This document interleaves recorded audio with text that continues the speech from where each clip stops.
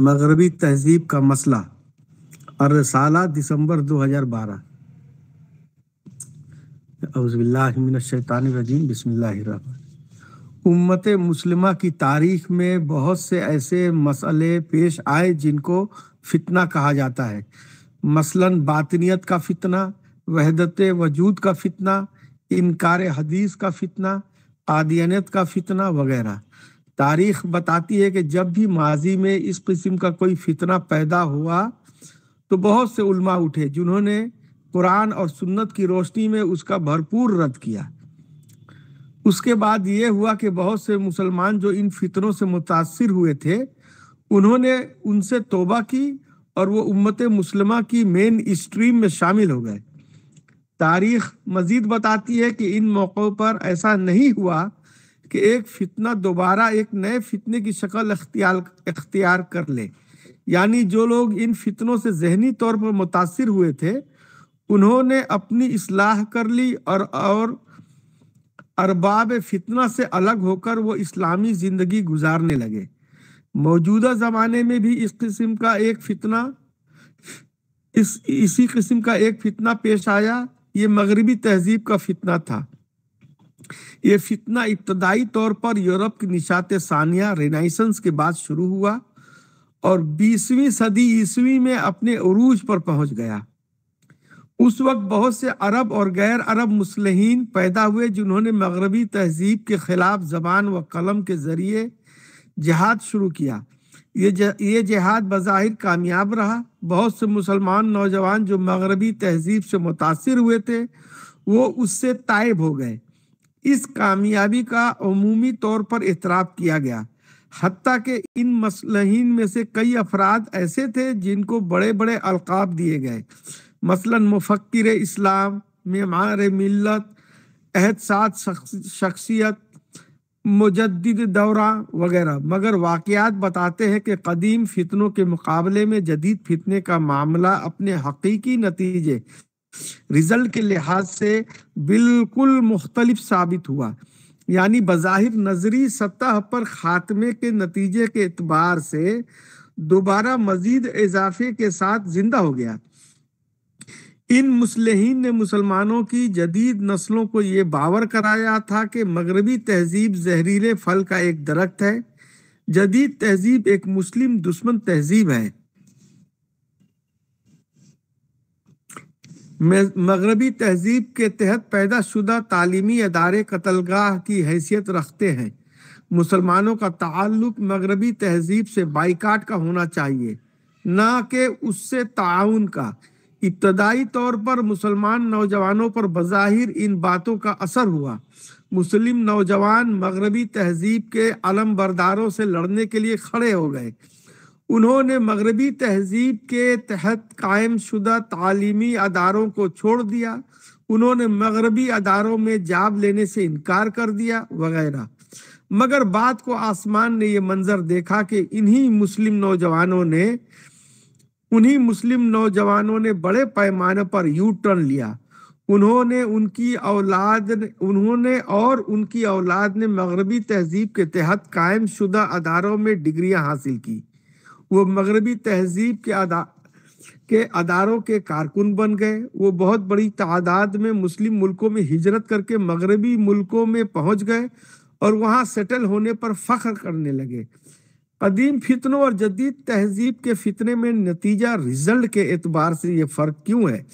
اس کا سبب یہ ہے کہ قدیم طرز کے فتنے صرف اعتقادی فتنے تھے، مگر مغربی تہذیب کا معاملہ یہ تھا کہ دنیا کی مادی ترقی سے وہ براہ راست جڑا ہوا تھا۔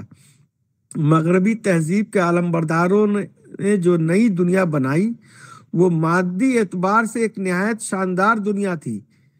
اس کے مکانات، اس کے شہر، اس کے دفاتر، اس کی سواریاں، اس کے سامان حیات، ہر چیز نہایت اعلیٰ معیار کی تھی۔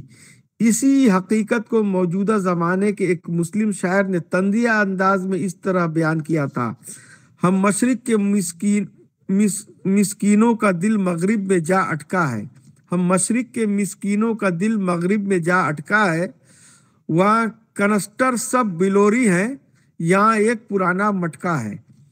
انسان اپنی نفسیات کے اعتبار سے ہمیشہ ترقی کا طالب ہوتا ہے۔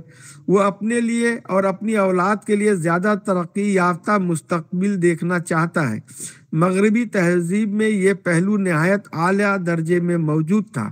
یہی وجہ ہے کہ مسلم مفکرین کی خلاف مغرب ابتداً نظری طور پر کامیاب ہو کر اپنے نتیجے کے اعتبار سے مکمل طور پر ناکام ہو گئی۔ مسلم نوجوان ابتدائی طور پر رومانوی جذبات کے تحت جدید تہذیب کے خلاف ہو گئے، مگر بعد کو جب انہوں نے دیکھا کہ ساری ترقیاں مغربی تہذیب اور مغربی علوم سے وابستہ ہیں تو وہ سب کچھ بھول کر اس کے اوپر ٹوٹ پڑے۔ جن تعلیمی اداروں کو قتل گاہ سمجھ کر انہوں نے وقتی طور پر چھوڑ دیا تھا وہ دوبارہ اسی میں داخل ہوئے اور انہوں نے وہاں سے ڈگریاں حاصل کی۔ جن مغربی قوموں کو انہوں نے مسلم دشمن قرار دیا انہی کے اداروں میں جاب لینے کے وہ اپنے لیے قابل فخر انہی کے اداروں میں جاب لینے کو وہ اپنے لیے قابل فخر سمجھنے لگے۔ ان کے بزرگوں نے جن مغربی ملکوں سے ہجرت کا فتویٰ دیا تھا انہی ملکوں میں واپس جا کر وہ پرفخر طور پر آباد ہونے لگے وغیرہ۔ اصل یہ ہے کہ مغربی تہذیب کے دو حصے تھے، ایک اس کی سائنس اور دوسرے اس کا کلچر۔ مغربی سائنس حقائق فطرت کے انکشاف پر مبنی تھی، اس کے اندر ذاتی طور پر غلطی کا کوئی پہلو شامل نہ تھا۔ حقیقت یہ ہے کہ مغربی سائنس قرآن کی اس آیت کی انفولڈنگ تھی، وَسَخَّرَ لَكُم مَّا فِي السَّمَاوَاتِ وَمَا فِي الْأَرْضِ جَمِيعًا مِّنْهُ۔ وہ قرآن کے الفاظ میں وَآتَاكُم مِّن كُلِّ مَا سَأَلْتُمُوهُ کا ٹیکنالوجیکل اظہار تھا۔ وہ آفاق و انفس کی آیات کی وہ تبین تھی جس کی پیشگی اطلاع قرآن سورہ 41 آیت نمبر 53 میں دے دی گئی تھی۔ مغربی تہذیب کا دوسرا پہلو اس کا کلچر تھا۔ یہ کلچر براہ راست طور پر سائنس کی پیداوار نہ تھا بلکہ وہ قومی اور سماجی عوامل کی پیداوار تھا۔ قومی اور سماجی دائرے میں خالق نے ہر انسان کو آزادی دی ہے۔ اس دائرے میں انسان کو اختیار حاصل ہے کہ وہ اپنی ملی ہوئی آزادی کا صحیح استعمال کرے یا اس کا غلط استعمال کرے۔ مغربی کلچر کے جن پہلوؤں کو لے کر ہمارے علماء نے اس کے خلاف ہنگامہ آرائی کی وہ دراصل آزادی کے غلط استعمال مس یوز آف فریڈم کا نتیجہ تھا، نہ کہ حقیقتاً مغربی سائنس کا نتیجہ۔ اس معاملے میں ہمارے مفکرین کو اصول تمیز پرنسپل آف ڈیفرینشیشن کو منطبق کرنا تھا مگر وہ ایسا نہ کر سکے۔ نتیجہ یہ ہوا کہ امت کے افراد ایک فتنے کے استیصال کے نام پر ایک شدید تر فتنے کا شکار ہو گئے، یعنی دوہرا پن۔ اس کا مزید نقصان یہ ہوا کہ وہ مغربی تہذیب کے پیدا کردہ مثبت مواقع کے استعمال سے محروم ہو کر رہ گئے۔ جی فیاض بھائی۔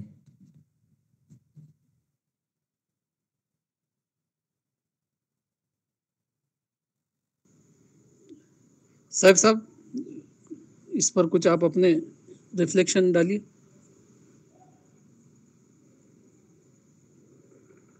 یا آپ جس کو کہیں۔ جی پہلے آپ رکھ لیجیے۔ ٹھیک ہے، بسم اللہ الرحمن الرحیم۔ فیاض بھائی آپ رکھیے گا نا، تو میرا کچھ اس میں سوال بھی ایڈ کرتا ہوں تاکہ آپ اس کا جواب بھی دے دیں۔ اس میں misuse of freedom, principle of differentiation, اور اس کے بعد شدید تر فتنے کا شکار ہو گئے یعنی دوہرا پن، اور پھر یہ فتنہ، یہ لفظ فتنہ سے یہاں مراد کیا ہے وہ بھی سمجھا دیجیے گا۔ جی السلام علیکم۔ جی بہت ہی آئی اوپنر آرٹیکل ہے یہ مولانا کا۔ مولانا کو اللہ جزائے خیر دے۔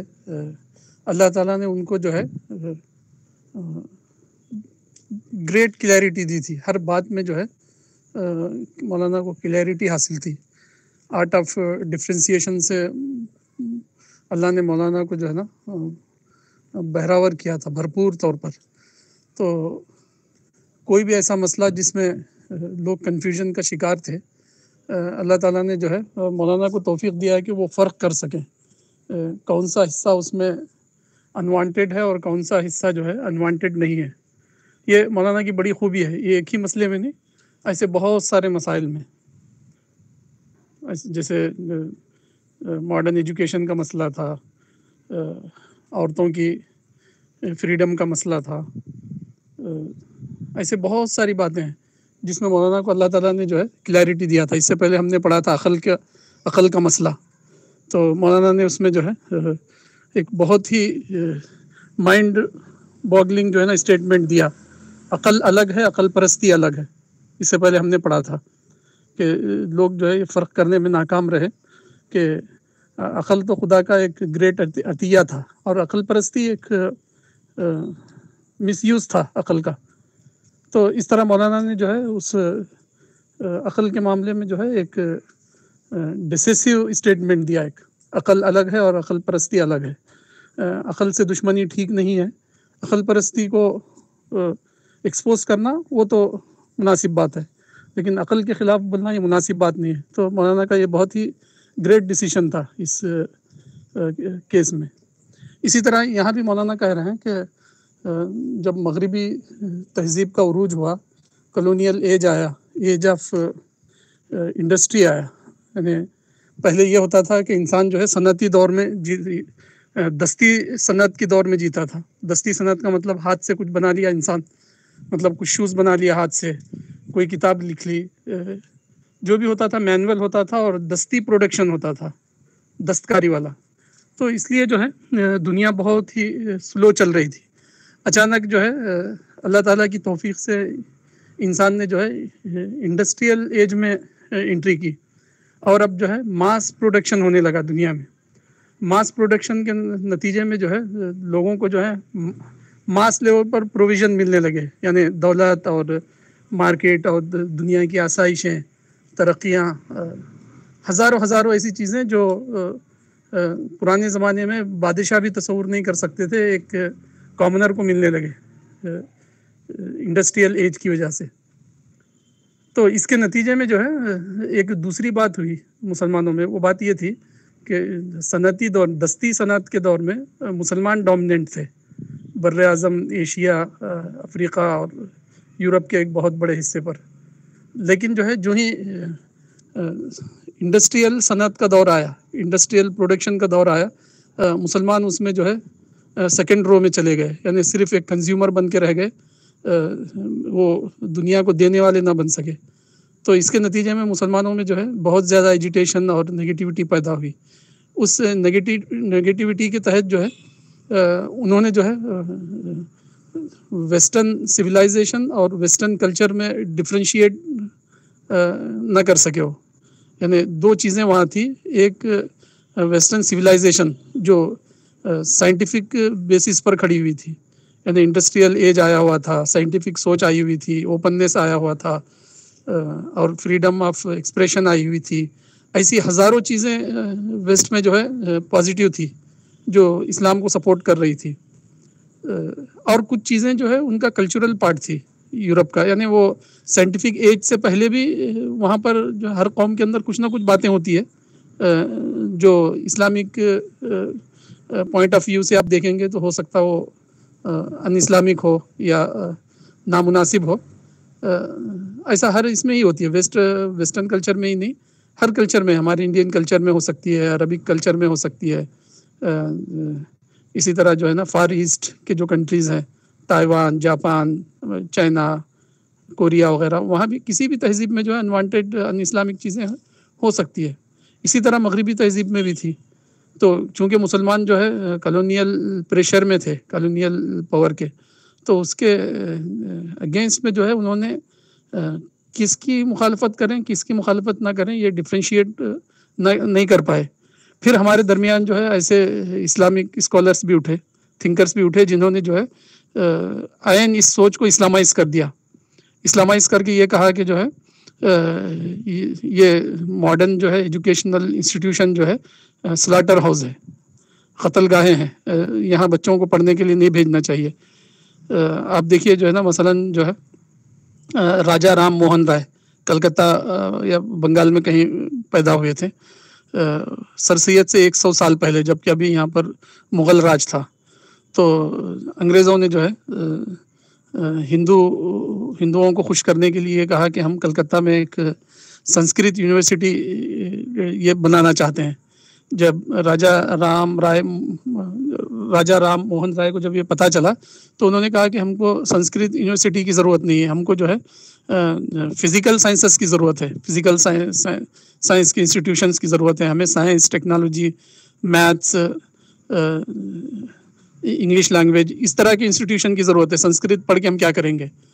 تو ہندو قوم کے اندر جو ہے جب ابھی یہاں پر مغل راج تھا اسی وقت سے جو ہے ماڈرن ایجوکیشن آنے لگی، لیکن جو ہے مسلمانوں میں ایسے لوگ تھے جو یہ کہہ رہے تھے کہ جو ہے یہ قتل گاہیں ہیں، یہ سلاٹر ہاؤس ہیں ماڈرن ایجوکیشن کے انسٹیٹیوشن۔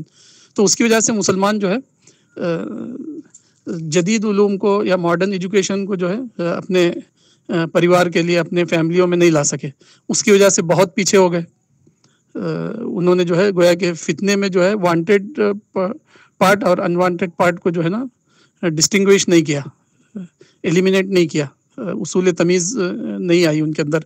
تو انگریزوں کے جو ہے مختلف انوانٹیڈ کلچرل اسپیکٹس کو لے کر انہوں نے جو ہے ایجوکیشنل بلیسنگ کو بھی جو ہے ڈینائی کر دیا اپنی اولاد کے لیے۔ بعد میں، بہت بعد میں، 100 سال بعد، راجا رام موہن رائے کے 100 سال بعد جو ہے مسلمانوں میں ایک آدمی پیدا ہوا علی گڑھ میں، سر سید احمد خان جن کو ہم کہتے ہیں۔ انہوں نے جو ہے مسلمانوں کو بہت اگریسولی کہا کہ ویسٹرن ایجوکیشن کی مخالفت صحیح نہیں ہے، اس میں جو مذہب کے جو مخالفت ہے اس کو ہم چھوڑ دیں، باقی چیزوں کو ہماری جنریشن جو ہے یہ کرنا چاہیے، وہ نالج کو گین۔ تو علی گڑھ مسلم یونیورسٹی کی استھاپنا ہوئی وہاں سے۔ تو لیکن آپ دیکھیں گے تو یہ دونوں گریٹ آدمیوں کے بیچ میں، راجا رام موہن رائے اور سر سید احمد خان، یہ دونوں کے بیچ میں 100 سال کا تقریباً ڈفرینس ہے۔ یعنی مسلم کمیونٹی 100 سال پیچھے ہو گئی اپنے ہی ملک کے کو سٹیزن سے، ہندو کمیونٹی سے، تعلیم میں۔ پھر اس میں مزید جو ہے کریلا نیم چڑھا کے مصداق جو ہے، ایسے ہمارے اندر اسلامک تھنکر پیدا ہوئے جنہوں نے کہا کہ یہ مائنڈ سیٹ عین اسلامی ہے۔ انہوں نے کہا کہ جو ہے ایسے انسٹیٹیوشن میں کام کرنا طاغوت کی حکومت میں ہاتھ بٹانا ہے، یعنی ہم جو ہے گورنمنٹ جاب نہیں کریں گے۔ گورنمنٹ جاب کرنا گویا کہ جو ہے سیکولر یا بے دین اسٹیٹ کے اندر جو ہے سپورٹ دینا ہے اپنا۔ تو لوگوں نے جو ہے نا بڑے پیمانے پر جاب کو ڈینائی کیا اس دور میں۔ مسلمان جو ہے اس طرح جاب مارکیٹ میں جو ویکنسیز تھی اس سے محروم ہو گئے، یہ کہہ کر کے جو ہے یہ تو طاغوت کی حکومت میں مدد کرنا ہے۔ حالانکہ حضرت یوسف کا نمونہ قرآن میں موجود تھا کہ اس طرح نہیں ہے۔ حضرت یوسف نے جو ہے ایک مشرک اور شراب کے استعمال کرنے والے بادشاہ کی اس میں ایک پورٹ فولیو ایکسیپٹ کیا تھا، اور انہوں نے جو ہے بہت ہی پازیٹیولی وہاں اپنا یہ دیا تھا، اپنا کوآپریشن مصر کے اندر۔ تو ہمارے پاس ایک پیغمبر کا نمونہ موجود تھا، انہوں نے فرق کیا تھا اس کے عقیدے میں اور جو ہے ایڈمنسٹریٹیو ایکٹیویٹیز میں۔ ایڈمنسٹریٹیو ایکٹیویٹیز جو ہے وہ تو عین وانٹیڈ تھی، وہ کسی بھی انسان کو اس کی ضرورت ہے، کامن انٹرسٹ کی چیز ہے۔ عقیدہ جو ہے ایک پرسنل چیز ہے۔ تو حضرت یوسف نے ڈفرینشیٹ کیا، لیکن جو ہے ہمارے مسلمان نہیں کر سکے۔ انہوں نے جو ہے ویسٹرن سائنس، ویسٹرن نالج اور جو ہے ویسٹرن کلچر میں فرق نہیں کیا۔ انہوں نے جو ہے اسٹیٹ کے اندر جاب کرنا اور اسٹیٹ کا دین کے معاملے میں نان انٹرفیئرنس پالیسی اختیار کرنا، اس میں فرق نہیں کیا۔ اس طرح کے بہت سارے فرق نہ کرنے کی وجہ سے ہماری کمیونٹی میں جو ہے بہت زیادہ بیکورڈنس آیا۔ تو پھر اس بیکورڈنس کا جو ہے مولانا کہتے ہیں کہ ایک ریئیکشن پیدا ہوا۔ وہ ریئیکشن یہ ہوا کہ جتنی تیزی سے انہوں نے ڈینائی کیا تھا ماڈرن ایجوکیشن کو اور ماڈرن کلچر کو، اس سے زیادہ تیزی کے ساتھ وہ اس کی طرف لپک پڑے۔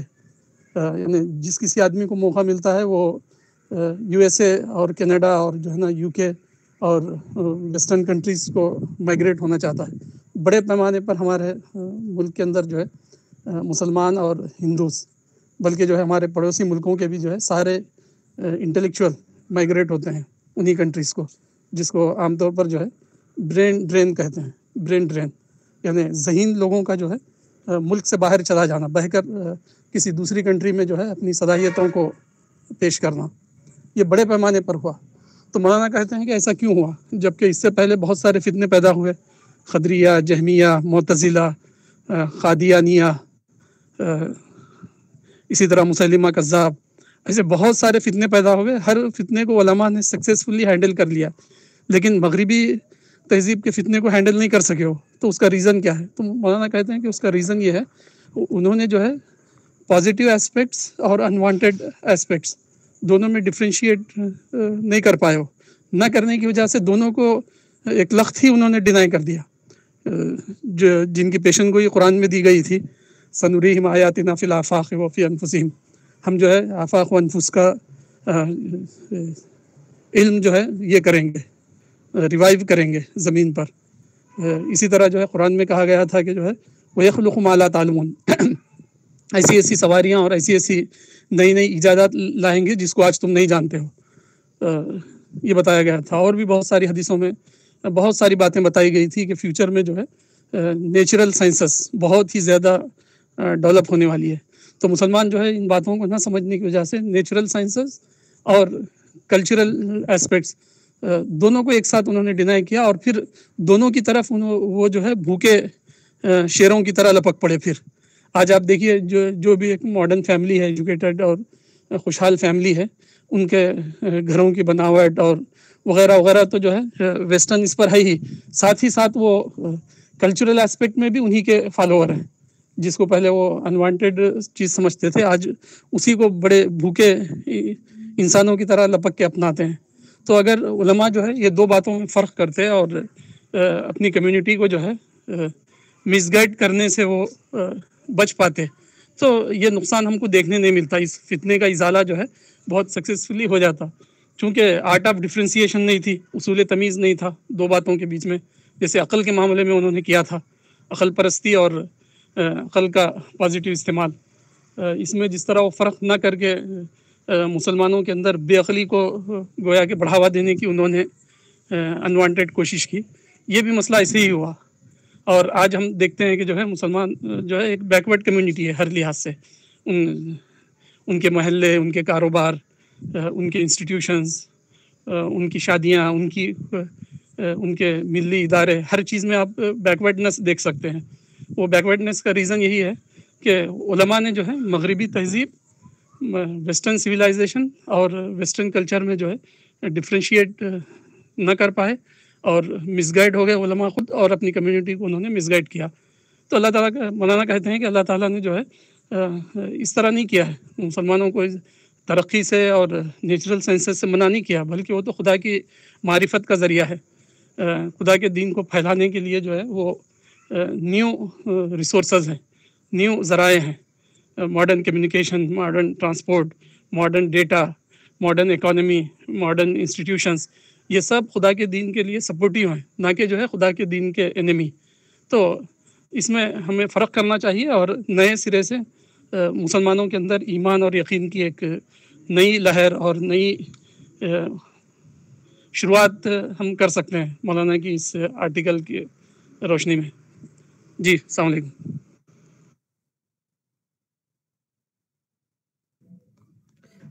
جی سیف صاحب. جی آپ نے بہت ہی کلیئرٹی کے ساتھ اچھے سے اور اس آرٹیکل کو آسان کیا. جی شمیم سر.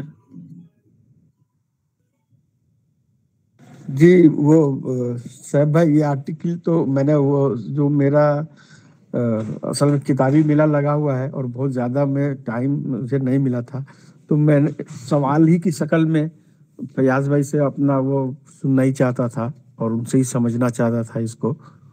اور وہ فتنے کا بھی یہ فتنہ کیا چیز ہوتا ہے ایکچوئل، یہ فیاض بھائی یہ بھی بتا دیجیے.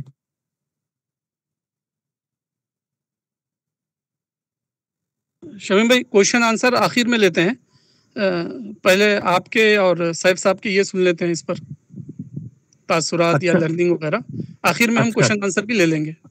اچھا ٹھیک ہے.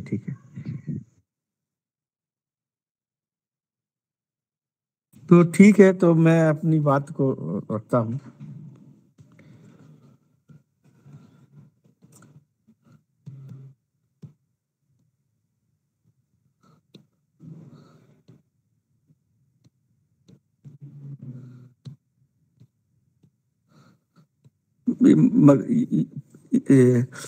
इस आर्टिकल को पढ़ने के बाद में फयाज भाई मुझे है कुछ कुछ आइडिया हुआ है कि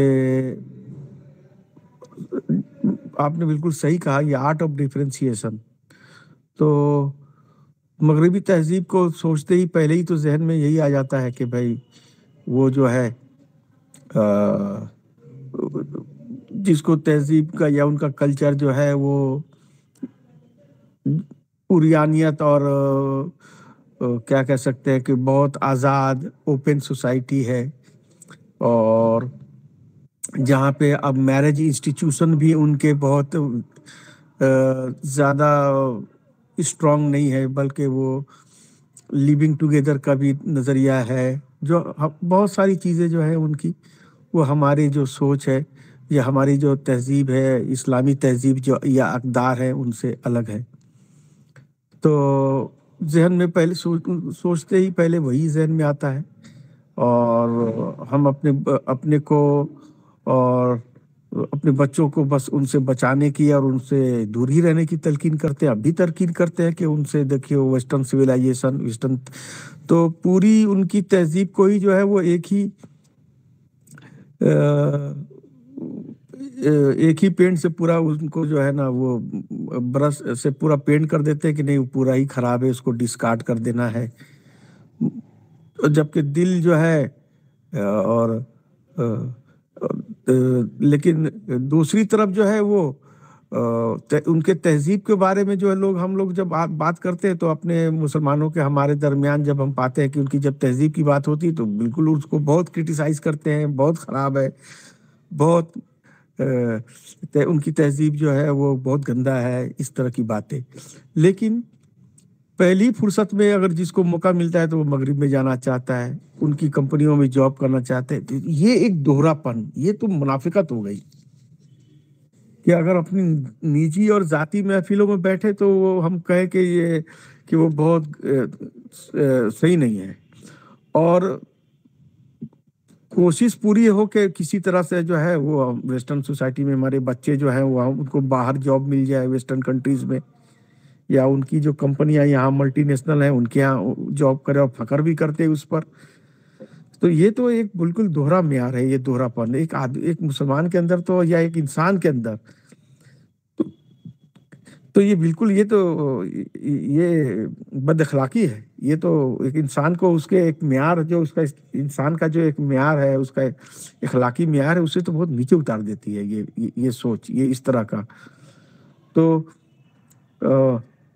अल्लाह का शुक्र है कि मौलाना ने इस आर्टिकल में बिल्कुल हकीकत और आईना दिखाया है कि जो आर्ट ऑफ डिफरेंशिएशन नहीं होने की वजह से ये चीज़ है, जो चीज़ अप्रिशिएट करने की है, जो चीज़ उनसे लेने की है, उनकी साइंटिफिक सोच, मॉडर्न एजुकेशन, उनका साइंटिफिक सोच, ये चीज़ें जो है वो लेने की हैं उनसे। और उनकी आपने और अपने फर्दर आपने और भी जिक्र किया बहुत सारी चीज़ें जो है, जैसे औरतों की जो है एम्पावरमेंट है, या फिर वो आज़ादी, शख्सी आज़ादी है, पर्सनल फ्रीडम है इंसानों की, और उनकी फ्रीडम ऑफ एक्सप्रेशन है।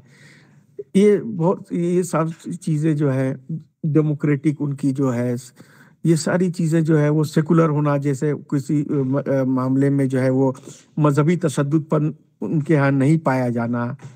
तो ये सारी चीज़ें तो बहुत पॉजिटिव चीज़ें हैं। तो ये तो हम इनको लेना चाहिए। और जो चीज़ें जो है, कुछ चीज़ें जो है वो उनके कल्चरल पार्ट में जो मिस यूज़ ऑफ फ्रीडम है, जो हमारी तहजीबी अक़दार और रिवायत से अलग है, तो उसको हम नहीं अपनाएंगे। लेकिन जो चीज़ अपनाने की है वो तो बिल्कुल अपनानी चाहिए। और जिसका आपने मिसाल भी दी कि राजा राम मोहन राय की, और जो हमारी जो कम्युनिटी है, हमारे दूसरे हम वतन जो भाई जो हैं, उन्होंने उसको अपनाया तो उसका फ़ायदा भी उनको मिला। और दूसरी बात ये भी बताई मौलाना ने, इंसानी वो जो जो फितरत में है कि भाई वो तरक्की और जो मादी तरक्की है इंसान की फितरत में है कि उससे वो अपने आप को दूर नहीं रख सकता है। जो उनका जो ये जो तहजीब है उसने जो लाइफ स्टाइल में और जिंदगी को गुजारने में जो आसानियां पैदा की और जो टेक्नोलॉजिकल डेवलपमेंट आया, तो इससे तो कोई अपने आप को रोक नहीं सकता है। तो हर आदमी की वो ख्वाहिश होगी कि वो उसको जरूर करे। तो चाहते हुए भी एक अकीदतन अकीदी तौर पर अकीदा के तौर पर अगर हम जहनी तौर पर रखें कि नहीं वो गलत है, लेकिन नतीजे के तौर पर रिजल्ट के तौर पर जो है वो उसको बिल्कुल बरखिलाफ है। सभी लोग उसको अपना रहे हैं। तो ये एक बड़ा डबल स्टैंडर्ड हो रहा था जो कि सही नहीं है। तो मौलाना के इस आर्टिकल में बिल्कुल क्लैरिटी मिल रही है कि हमको ऑब्जेक्टिव होके देखना है और क्या चीज लेना है, क्या चीज के अंदर में हम उसको जहाँ पे आज़ादी है कि हम उसको जो है वो उनकी उनकी कल्चरल एस्पेक्ट में जो हम अपने कल्चर पे रह सकते हैं वो अपने कल्चर पे रहेंगे। और उसमें इंसान को आज़ाद है कि वो अपना जिस तरह से अपना चाहे इंसान की, उसमें मौलाना लिखा है कि आज़ादी है, उसको अल्लाह ने आज़ादी दी है, उसको हम रोक भी नहीं सकते ना हम खराब भी। एक कौम एक कौम अपनी तरह से अपनी सोचते हैं, वो अपना कल्चरल एस्पेक्ट उनका होगा, लेकिन जो कॉमन इंटरेस्ट की चीज़ें हैं, इल्म है, साइंस है, जिसको जरिया से हम कायनात के अंदर बहुत सी चीज़ों को जो है वो डिस्कवर कर रहे हैं। अल्लाह जो इस निज़ाम को फितरत को चला रहा है, उसके जो प्रिंसिपल है उसको किन बुनियादों पे अल्लाह किस तरह से उसके जो लॉज हैं उसको डिस्कवर कर रहे हैं। तो ये तो हम तो अल्लाह की मार्फत को जानने का जरिया बन रहा है। तो ये चीज़ें जो है इस आर्टिकल से पढ़ने से जहन के अंदर जो कंफ्यूजन है वो कंफ्यूजन निकल रहा है। वाकई आपने सही कहा कि इससे कंफ्यूजन निकल रहा है, क्लैरिटी आ रही है। और बहुत सी ऐसी बातें हैं, चीज़ें हैं जो वेस्टर्न सोसाइटी से जो हमको लेनी है और जो चीज़ें नहीं लेनी है वो भी बिल्कुल क्लैरिटी के साथ आ गई कि उसमें आज़ादी है इंसान को, और अल्लाह ने सबको लिए आज़ादी दी है, वो अपने अपने हिसाब से कर सकता है। तो यही चीज़ें मेरी समझ में आई है। जी अस्सलाम वालेकुम।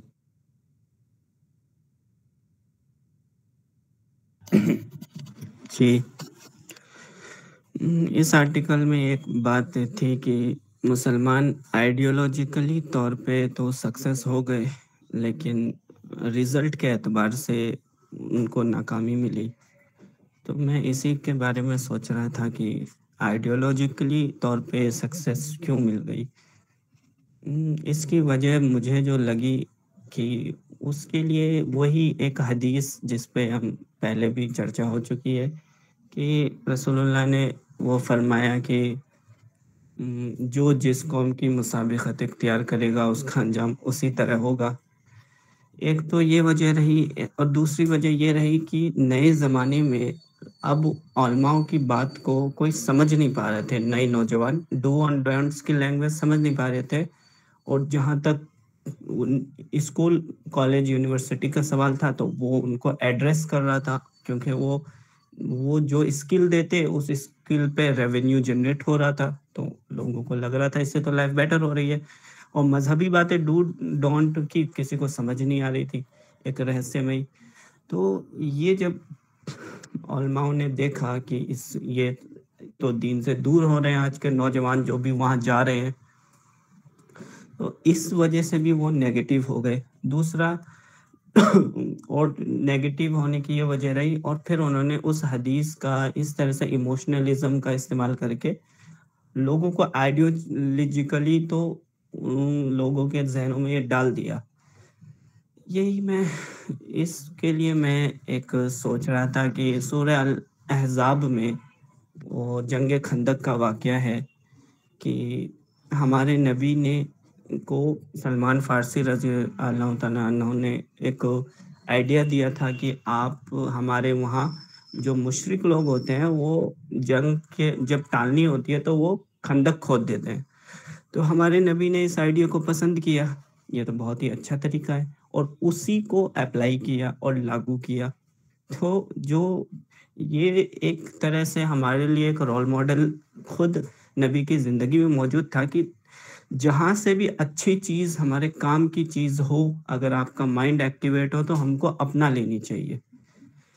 لیکن بعد کے دور میں کیا ہوا کہ ایک تو ستا چلی گئی، انہوں نے ستا چھین لی تھی تو اس کی نیگیٹیوٹی تھی۔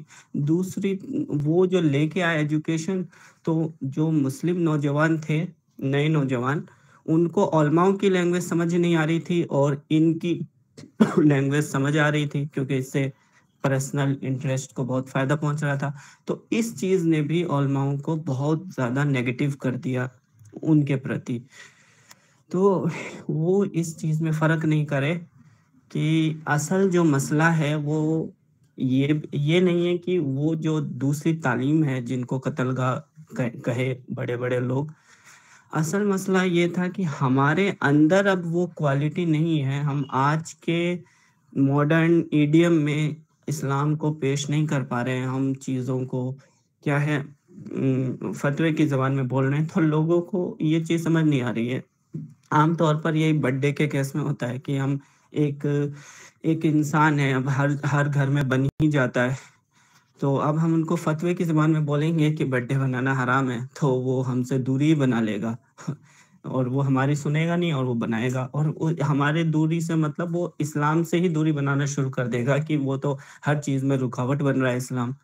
تو ڈو اینڈ ڈونٹ کی زبان اب لوگوں کو سمجھ ہی نہیں آ رہی ہے، اور لوگوں کو لگتا ہے کہ پھر تو ہماری جو لائف ہے وہ پریکٹیکلی پاسبل ہی نہیں ہو پائے گی آج کے زمانے میں۔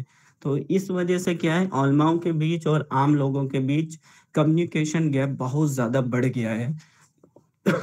جبکہ اسی چیز کو اگر ہم کو بیان کرنا ہو تو ہم ایسے کہہ سکتے ہیں کہ اسلام کا جو نظریہ ہے وہ زندگی وہ اینٹی کلاک وائز ہے، یعنی ہم الٹے نظریے سے دیکھتے ہیں کہ ہمارا جو وقت بڑھ نہیں رہا ہے، ہم 23 سال 24 سال نہیں ہو رہے ہیں، بلکہ 24 سال 23 سال ہمارا زندگی کا وقت ہو رہا ہے، اور اس کا نتیجہ ایٹرنل ہوگا۔ تو ہم کو اپنی پرسنالٹی کو گروتھ کرنا ہے، بڑھانا ہے، سیریس بننا ہے، سنجیدہ بننا ہے۔ تو جب لوگوں کو یہ آئیڈیالوجی کے طور پہ اسلام دیا جائے گا، تب پھر ان کا دل ہی ان گواہی نہیں دے گا، تو وہی کیس ہو جائے گا، ان کا دل فتویٰ پوچھیں گے، وہ جب سیریس ہوں گے کسی چیز کے بارے میں تو ان کا دل گواہی نہیں دے گا۔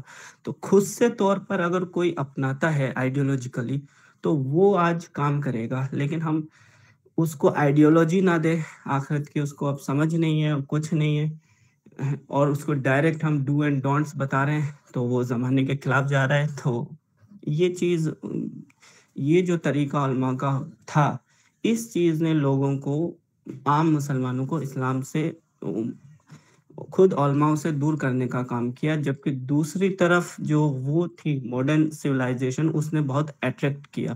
تو یہ دونوں فیکٹر مل کے جب ہوا تو علماء اس کے پرتی اور زیادہ نیگیٹیو ہو گئے کہ اب لوگ ہماری نہیں سن رہے، ان کی سن رہے۔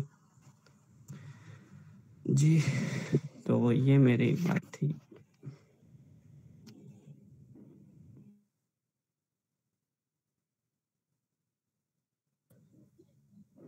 جی شمیم سر، آپ کا کوئی سوال تھا؟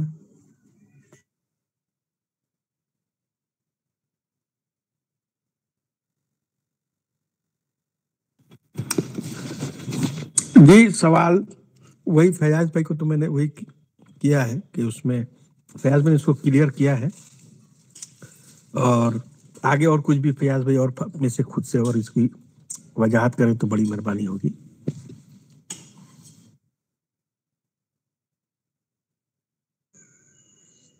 اظہار دین میں مولانا کی ایک کتاب ہے نا، اظہار دین، اس میں اس ٹائپ کے ایشوز کو مولانا نے جو ہے بہت زیادہ ڈسکس کیا ہے۔ اس میں سارے اس ٹائپ کے آرٹیکلس ہیں، جو لوگ جو ہے اس آرٹیکل کی مزید یہ دیکھنا چاہتے ہیں ڈیٹیل، اظہار دین میں دیکھ سکتے ہیں، بہت زیادہ اس کے اندر اس ٹائپ کے آرٹیکلس ہیں۔ ایک اس میں آرٹیکل ہے، اس میں مولانا نے کہا کہ ویسٹرن ورلڈ جب ہم کہتے ہیں تو وہ 3 چیزوں کا نام ہے۔ ایک ہے سائنٹیفک سویلائزیشن، اور دوسرا ہے ان کا کلچر، یعنی ویسٹرن کلچر، جس کے اندر کچھ ایلیمنٹس جو ہے ہمارے لیے انوانٹیڈ ہے، اور جو ہے تیسری چیز ہے ویسٹرن فلاسفر یعنی ایتھیسٹ فلاسفر، تو ویسٹرن ورلڈ ہم کہتے ہیں تو یہ 3 چیزوں کا نام ہوتا ہے. ایک طرف جو ہوتا ہے سائنٹیفک ڈسکوریز، دوسری طرف ہوتے ہیں ان کا کلچر، اور تیسری چیز ہوتی ہے ان کے ایتھیسٹ فلاسفر. تو جب ماڈرن ایج آیا، ایج آف ایکسپلوریشن جس کو کہتے ہیں، وہ آنے کے بعد جو ہے بہت زیادہ یورپ کے اندر فزیکل سائنسز پر بہت زیادہ ڈسکوریز ہوئی، نیچر پر. تو ہمارے اسلامک اسکالرس جو ہیں مشرقی دنیا کے، وہ اس سے ناواقف تھے ماڈرن ڈسکوریز سے، سائنٹیفک ڈسکوریز سے. لیکن جو ہے ویسٹ کے جو ایتھیسٹ فلاسفر جو تھے وہ اس سے پوری طرح واقف تھے. تو انہوں نے جو ہے اپنے ایتھیزم یا اپنے کیا کہتے ہیں نان ریلیجس مائنڈ سیٹ کو جو ہے سپورٹ کرنے کے لیے یہ سائنٹیفک ڈیٹے کا خوب استعمال کیا. انہوں نے خوب استعمال کر کے جو ہے دنیا کو گویا کہ ایسا باور کرایا کہ ساری سائنٹیفک ڈسکوریز ایتھیسٹ فلاسفر کے سپورٹ میں آ گئی ہے. اس طرح انہوں نے باور کرایا. تو عین اس وقت میں یہ ہو رہا تھا، ہمارے مسلم اسکالرس جو ہیں بڑے بڑے، وہ سائنٹیفک علوم میں آگے بڑھنے کے بجائے وہ جو ہے فلسفہ اور اس میں پی ایچ ڈیاں کرتے تھے جا کر ویسٹرن کالجز میں. ان کو پڑھنا چاہیے تھا اصل میں سائنٹیفک ڈپارٹمنٹ میں. تو بہرحال تو اس کا نتیجہ یہ ہوا کہ ایک طرف جو ہے جب سائنٹیفک ڈیٹا آ رہا تھا یا آ گیا تھا بہت سارا، تو ایتھیسٹ فلاسفر نے تو خوب اس کو اپنے سپورٹ میں استعمال کیا، اور علماء جو ہے اس کو استعمال کرنے کی پوزیشن میں نہیں تھے. تو میسیج یہ گیا دنیا کو، گویا کہ سائنس اور ایتھیسٹ فلاسفی، ایتھیزم کی فلاسفی دونوں جو ہے سملر چیزوں کا نام ہے. یعنی دنیا نے یہی سمجھا، یعنی سائنس کو اور ڈاروینزم کو، جس کو ہم عام زبان میں کہتے ہیں ڈاروینزم، دونوں کو ایک ہی سمجھ لیا انہوں نے. سائنس کو اور جو ہے وہاں کے جو مشہور فلاسفر کی جو ٹیچنگ تھی، جیسے وہ جس کو کہتے ہیں ہم فرائیڈ، نٹشے، اور بھی ایسے بہت سارے فلاسفر تھے جنہوں نے جو ہے نا بہت ساری یوزفل باتوں کے ساتھ بہت ساری ان نیچرل باتوں کو بھی انہوں نے پروموٹ کیا سائنس کے نام پر، سائنسی ڈیٹے کو لے کر. تو ایسٹ میں جو ہے میسیج یہ گیا، خاص کر مسلم ملکوں میں، کہ جو ہے سائنس اور ایتھیسٹ فلاسفی دونوں ایک ہی اینٹیٹی ہے، ایک ہی چیز کا 2 الگ الگ نام ہے. تو یہاں سے کنفیوژن آیا. تو مولانا یہ کہتے ہیں کہ 3 چیزوں میں ایکچولی علماء کو جو ہے ڈفرینشیٹ کرنا چاہیے تھا: سائنٹیفک ڈیٹا، ویسٹرن کلچر، اور جو ہے ایتھیسٹ فلاسفر. ایتھیسٹ فلاسفر جس طرح سائنس کو یوز کر رہے تھے، اگر ہم یوز کریں گے تو ہم زیادہ بیٹر پوزیشن میں تھے اپنی بات کو پیش کرنے کی. تو ہم نہ ہونے کی وجہ سے ایسا لگا کہ یہ تینوں ایک ہی ہے، سائنس، ایتھیسٹ فلاسفی اور ویسٹرن کلچر، تینوں جو ہے ایک ہی چیز کے الگ الگ نام ہیں، ایک ہی کوائن کے جو ہے الگ الگ نام ہیں. اس طرح لوگوں کے ذہنوں میں بیٹھ گیا. تو مولانا جو ہے بہت ہی کلیئرٹی کے ساتھ اس مسئلے کو یہ کرتے ہیں، ایکسپلین کرتے ہیں کہ اب علماء کو جو ہے یہ 3 چیزوں میں خوب فرق کرنا چاہیے. ایتھیسٹ فلاسفر جو ہیں وہ سائنٹیفک ڈیٹے کو یوز کرتے ہیں، وہ خود سائنٹسٹ نہیں ہے، وہ تو آرٹس کے شعبے کے لوگ ہیں. اور سائنٹیفک ڈیٹا جو ہے وہ اپنے آپ میں خدا کی بلیسنگ ہے، یعنی خدا کی تخلیقات کی اسٹڈی ہو، کریشن کی اسٹڈی ہے. جب ہم کریٹر کو مانتے ہیں تو کریشن جو ہے کریٹر کے خلاف کیسے ہو سکتی ہے؟ تو کوئی بھی ڈسکوری جو ہے سائنس کی کریٹر کے خلاف نہیں جاتی ہے. اور تیسری چیز مولانا کہتے ہیں کہ ویسٹرن کلچر، یعنی ویسٹرن کلچر کے اندر کچھ باتیں ہیں جیسے انلیمیٹڈ فریڈم کو لوگ مانتے ہیں، اور جو ہے لباس کے تراش خراش کے معاملے میں جو ہے ویسٹ کا اپنا ایک خاص یہ ہے. تو یہ 3 چیزیں الگ الگ تھیں. تو تینوں میں اگر ہم فرق کر لیتے تو ہم کو پتہ چلتا کہ کون سی چیز پک اپ لائق ہے اور کون سی چیز ریفیوزل کے خانے میں آتی ہے. تو یہ نہ ہونے کی وجہ سے ڈفرینسیشن، تینوں چیزوں کو ہم نے ایک ہی سمجھ لیا اور تینوں کو ایک ساتھ ریفیوز کر دیا مسلمانوں نے. جی شمیم صاحب. جی فیاض بھائی، بہت کلیئرٹی ہوئی، جزاک اللہ.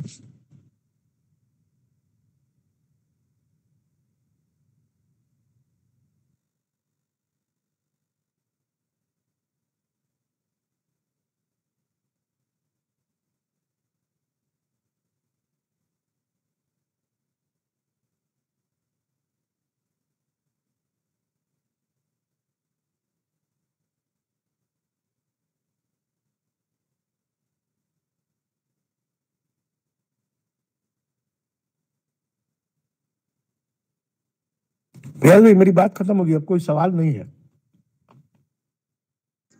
ठीक है सर साहब, अगर कोई बात नहीं है तो हम इसको यहीं ये कर देते हैं, फिनिश कर देते हैं। जी, सवाल तो इस टॉपिक से हटकर है, जो कि मैं पहले भी एक बार पूछ चुका था, लेकिन वो थोड़ा दिमाग से वापस से निकल गया। वो थोड़ी टेक्निकल था कि अहले हदीस जो तौहीद का वो मानते हैं कि अल्लाह का इस्म है, तो उस मामले में वो तो बहुत ही एक्सट्रीमिज्म रुख अपनाते हैं कि जो ये ना माने या तमसील भी माने तो वो इस्लाम में ही नहीं, उसका तौहीद ही मुकम्मल नहीं है। ये आपने पहले जवाब दिया था, लेकिन थोड़ा टेक्निकल था तो दिमाग से निकल गया। एक और मर्तबा क्लियर कीजिए इसको, आप क्या पूछना चाहते हैं? यानी आपका क्वेश्चन से वाज़ेह नहीं हो रहा है मुझे, आपका क्या ये है? अहले हदीस जो हैं वो तौहीद इस्म को बहुत ही एक्सट्रीम लेवल पर मानते हैं कि, और वो ये कहते हैं कि अगर आपने ये माना कि तमसील में भी अगर आप कहें कि अल्लाह का हाथ, अगर ये तमसील भी आपने माना तो भी आप क्या है, आपका ईमान मुकम्मल नहीं है। अच्छा, नहीं ये जो है ना बहुत ही मुस्तकिल एक टॉपिक है। इसको पहले जो है ना किसी आर्टिकल में या कहीं पढ़ने के बाद डिस्कस करेंगे तो बहुत वाज़ेह होगा। अगर आपके पास कोई आर्टिकल हो इस तरह का तो किसी दिन हम उसी को लेते हैं। मतलब आप जो क्वेश्चन कर रहे हैं आपको खुद क्लैरिटी नहीं है उसमें, तो थोड़ा और आप उस पर पढ़ लें तो मैं उस पर फिर डिस्कस करते हैं।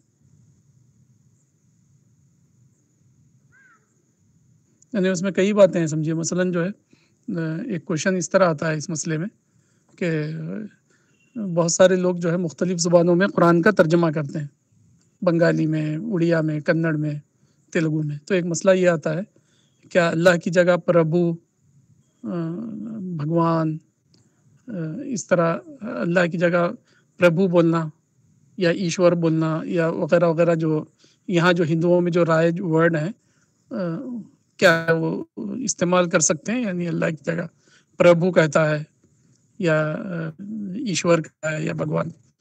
तो उस सिलसिले में जो है हमारे अहले हदीस स्कॉलर्स आमतौर पर ये कहते हैं कि नहीं, अल्लाह को अल्लाह ही कहना चाहिए, कोई भी दूसरा लफ्ज़ उसके लिए सूट नहीं है। उसमें वो बहुत ज़्यादा ये होते हैं, एडमेंट होते हैं कि अल्लाह का तर्जुमा नहीं होता, अल्लाह को अल्लाह ही बोलना चाहिए। बहरहाल वो एक मसला आता है।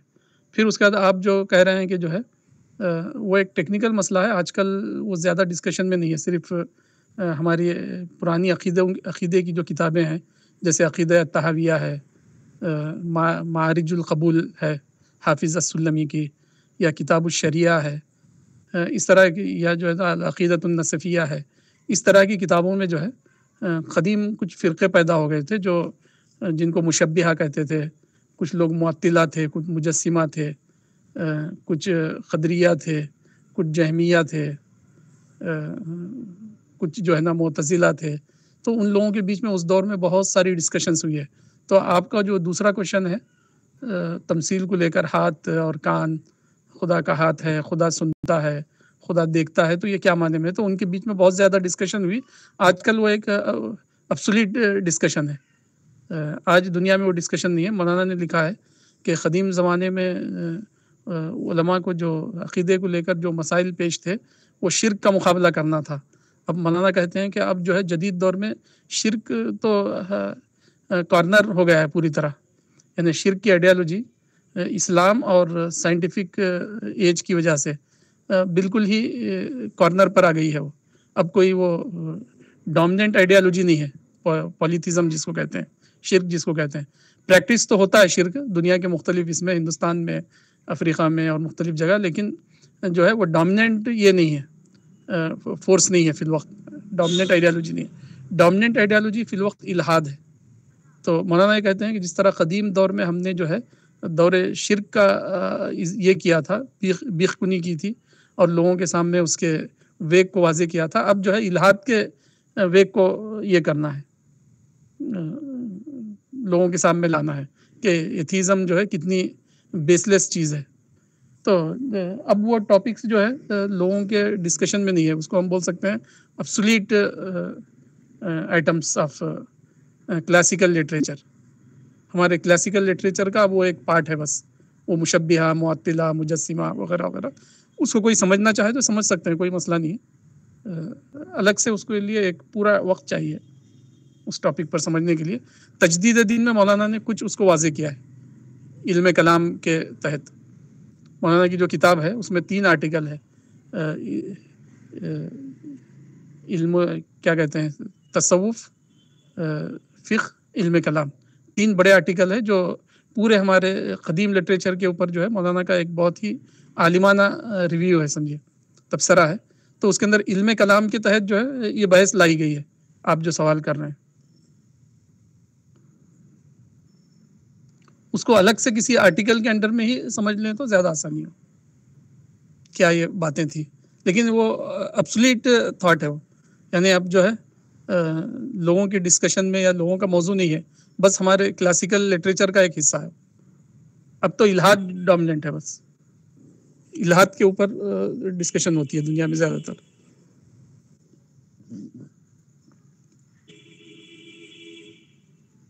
ये कई हमारी अक़ीदे की जो किताबें हैं, अक़ीदतुत तहाविया एक है, अक़ीदतुन नसफिया एक है, इसी तरह जो है मारिजुल क़बूल एक है, किताबुश शरिया लिल आजुर्री है।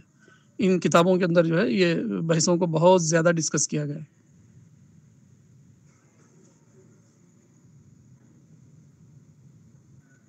मदरसों में आमतौर पर ये डिस्कशन आज भी जारी है मदरसों के लिटरेचर में, लेकिन इल्हाद पर कोई प्रिपरेशन नहीं है उनका, क्योंकि मॉडर्न डेटे से नावाकिफ़ हैं। तो अभी तक कदीम स्टेल डेटा आप कह सकते हैं, बहुत ही पुराना डेटा जो तैयार हुआ था उसी को पढ़ रहे हैं, मॉडर्न डेटा उनके पास नहीं है, स्टेल डेटा का रिपीटेशन चल रहा है बस।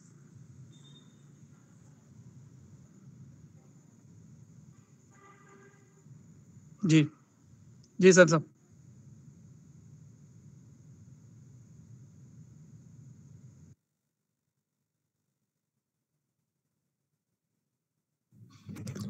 जी ठीक है, तो फिर आज के लिए यही ख़त्म करते हैं। जी अस्सलाम वालेकुम। जी वालेकुम सलाम। ठीक है, अस्सलाम वालेकुम।